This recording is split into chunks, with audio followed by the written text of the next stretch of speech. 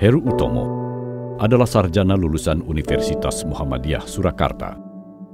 Pada tahun 2006, ketika masih menjadi mahasiswa semester 7, Heru bersama dua sahabat karibnya mendirikan pondok pesantren khusus untuk anak-anak yatim dan duafa dengan hanya berbekal tekad dan keyakinan. Pondok pesantren ini mereka beri nama Lembaga Kesejahteraan Sosial Anak atau LKSA Ad-Duha. Diawali dengan 6 orang anak yatim, menempati sebuah rumah kontrakan berukuran kecil. Jumlah anak yatim ini terus bertambah dari tahun ke tahun, sehingga mereka pun harus berpindah ke tempat yang lebih besar. Untuk membiayai pondok pesantren ini, Heru berjualan roti bakar, jagung bakar, bubur kacang hijau, dan susu kacang kedelai. Usaha ini terus dilakukannya hingga sekarang bersama sejumlah anak asuhnya. Usaha ini juga bertujuan mengajari anak-anak panti asuhan untuk berwirausaha agar mampu hidup mandiri setelah mereka keluar dari pondok pesantren kelak. Pondok pesantren Ad-Duha berkembang cukup pesat. Jumlah anak yang diasuhnya kini sudah mencapai lebih dari 300 orang dengan berbagai rentang usia mulai dari balita hingga tingkat SMA. Ada 5 gedung yang dimilikinya di berbagai tempat, dengan gedung terbesar yang merupakan pusatnya berada di Kecamatan Baki, Kabupaten Sukoharjo. Namun kondisi gedung ini sangat memprihatinkan. Renovasi yang dilakukan tidak pernah tuntas karena ketiadaan biaya. Ruang kelas serta tempat mandi, cuci dan kakus atau MCK berada dalam kondisi yang kurang layak. Tentunya gedung itu sangat utama kendala kami. Dikarenakan sekolah dan asrama jadi satu, maka ya gedung ini menjadi sebuah fasilitas yang harus. Nah, sementara kita ya berjubel-jubel, sekolah dan asrama ya sudah. Pokoknya apa yang bisa kita lakukan, yang penting kebutuhan dasar bisa terpenuhi. Nah, mudah-mudahan dengan adanya program yang sudah ada sekarang dari Jarum membantu untuk kegiatan gedung, tentunya ini akan sangat membantu kami semuanya.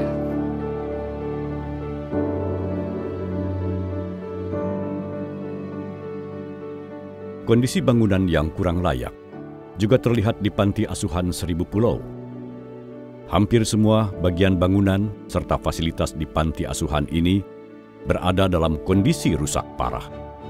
Plafon bangunan, kamar tidur dan tempat tidurnya, kamar mandi, lantai dan bahkan pagarnya benar-benar dalam keadaan rusak. Panti Asuhan Seribu Pulau yang berada di bawah naungan Yayasan Menara Kasih Bangsa ini didirikan sekitar 16 tahun lalu oleh Pendeta Mary Christina. Lebih dari 30 anak dalam rentang usia sekolah dasar hingga mahasiswa ditampung di panti asuhan yang dibiayai sepenuhnya oleh para donatur itu. Para penghuni panti asuhan ini berasal dari berbagai daerah di Indonesia, mulai dari Medan hingga Papua. Masih di Kabupaten Sukoharjo, tepatnya di sebuah kecamatan yang juga disebut Sukoharjo. Ada sebuah panti asuhan yang didirikan di atas tanah wakaf pemberian seorang ibu bernama Hajah Patisah. Sehingga panti asuhan ini pun diberi nama sesuai dengan nama pemberi wakaf, yakni Pesantren Yatim Hajah Patisah, Madrasah Penyantunan Anak Yatim dan Terlantar. Panti asuhan yang dibangun pada tahun 1997 itu sebenarnya cukup luas, namun kini berada dalam kondisi rusak parah. Di musim penghujan, bangunan panti asuhan ini sering tergenang air, selain karena letaknya berada di bawah jalan umum, juga lantaran tidak ada saluran pembuangan air yang memadai. Saluran yang ada pun sering tersumbat. Belum lagi kondisi berbagai ruangan yang ada di panti ini, mulai dari tempat tidur hingga kamar mandi, semuanya berada dalam kondisi rusak parah dan tidak layak pakai. Diperlukan renovasi besar-besaran untuk membuat pesantren yatim Hajah Patisah ini kembali layak huni.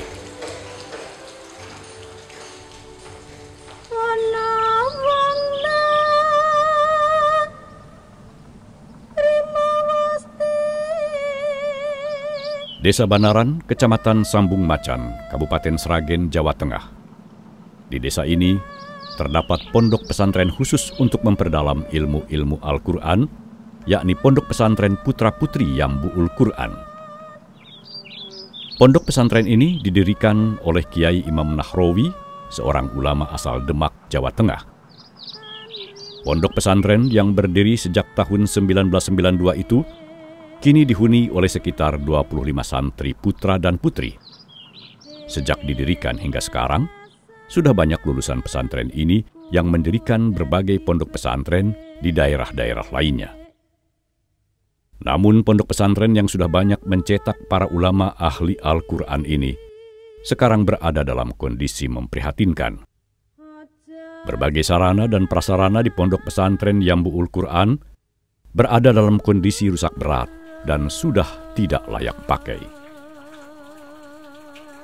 Kerusakan yang paling parah terlihat di beberapa kamar mandi yang ada di pesantren ini. Begitu juga ruang belajar yang tampak minim fasilitasnya. Setelah menyaksikan kondisi keempat panti asuhan dan pondok pesantren di Kabupaten Sukoharjo dan Kabupaten Sragen, tim Bakti Sosial Jarum Foundation memutuskan untuk membantu merenovasi pusat-pusat pendidikan dan penampungan anak-anak yatim itu. Proses perbaikan pun dilakukan.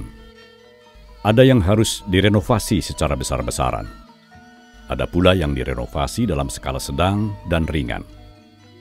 Berbagai sarana dan prasarana diperbaiki, mulai dari bangunan secara umum, saluran pembuangan air, dapur umum, ruang makan, ruang kelas untuk proses belajar mengajar, sampai tempat mandi, cuci dan kakus. Begitu pula prasarana-prasarana lainnya, seperti tempat tidur dan perlengkapannya, lemari pakaian, lemari buku, juga peralatan mandi. Jadi, supaya tempat tinggal kita enak ditinggali nanti, kita mau belajar yang namanya 5R. Agar para penghuni panti asuhan dan pondok pesantren dapat memelihara sarana dan prasarana yang sudah diperbaiki, Jarum Foundation menggandeng Wing Surya, perusahaan penghasil produk-produk rumah tangga dan kesehatan, untuk mengajari anak-anak memelihara kebersihan. Dengan penuh kesabaran dan dedikasi tinggi, para petugas dari Wing Surya mengajari dan melatih para penghuni panti untuk menjalankan prinsip 5R, yakni ringkas, rapi, resik, rawat, dan rajin. Pondok Pesantren Yatim dan Du'afa Ad-Duha, Pondok Pesantren Yambu'ul Quran, Pesantren Yatim Hajah Patisah, Panti Asuhan 1000 Pulau. Pondok-pondok pesantren dan panti asuhan yang tersebar di Kabupaten Sukoharjo dan Kabupaten Sragen, Jawa Tengah ini sekarang tampil dengan wajah baru dan menjadi tempat hunian yang nyaman bagi para pengasuh dan anak-anak asuhnya. Terima kasih kepada Jarum Foundation yang telah membantu banyak kepada kami. Kami mengucapkan terima kasih banyak. Sekarang rumah kami menjadi bagus, indah. Area bermain juga tadi bagus, kamar mandi juga tadi bagus. Kamar mandinya juga banyak, jadi nggak perlu ngantri lagi. Alhamdulillah sekarang tempat tidurnya sudah nyaman, kasurnya sudah baru. Kenyamanan adalah impian semua orang. Kenyamanan adalah hak setiap orang.